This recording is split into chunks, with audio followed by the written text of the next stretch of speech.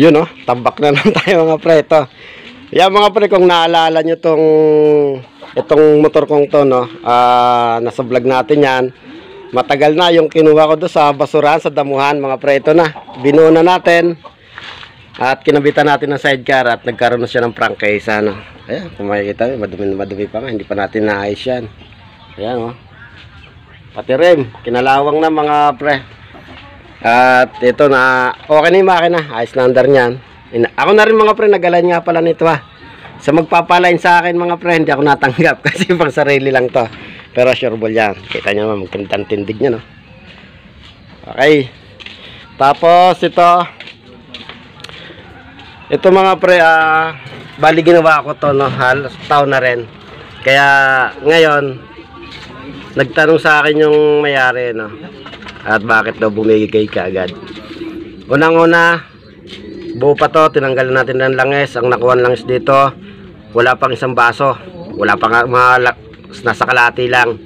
Tapos, nung makita ko to, ayan o, 6 mga pre na lining. 1, 2, 3, 4, 5, 6. Sabi ko, pinakalma ng iba to, ginawa na ng iba to.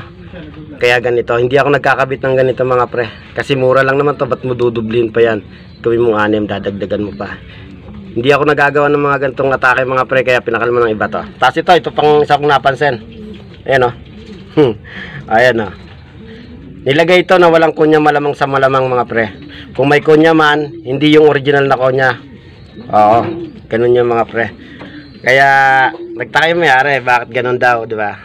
Isang taon lang bumigay ka agad, pinakalma ng iba yan. Tapos ito mga pre, bagong gawa, bagong block, nag-uusok. Ayan, bali ang ginawa natin dito, kahit bago yung block, nagpapalit tayo ng piston ring tsaka valve seal para magiging okay ulit yung kanyang takbo. Hindi siya mga pre, hindi siya nag-uusok.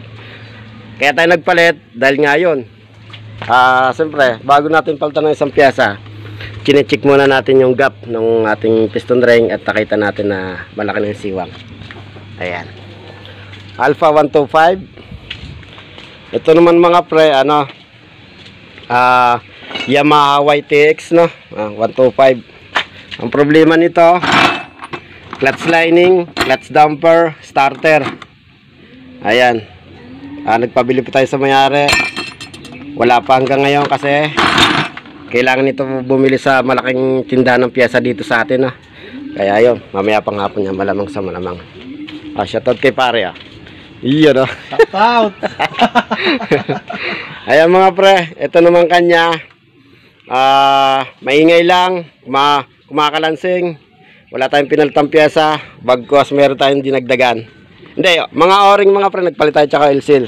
Tapos yung mga kalog na piyesa, katulad nito mga pre, kung mapapansin nyo sa Alpha 125. Pagka ganito kakalog mga pre, yan o.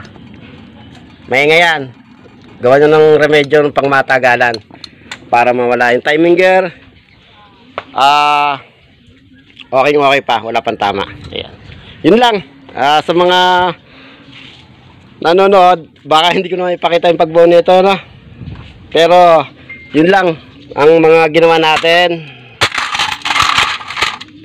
Itong kanyang camshaft wala pang katama-tama at original pa mga pre. Ayan. Okay. Valve seal, hindi tayong palit kasi hindi naman nag-uusok yan, ingay lang. Okay.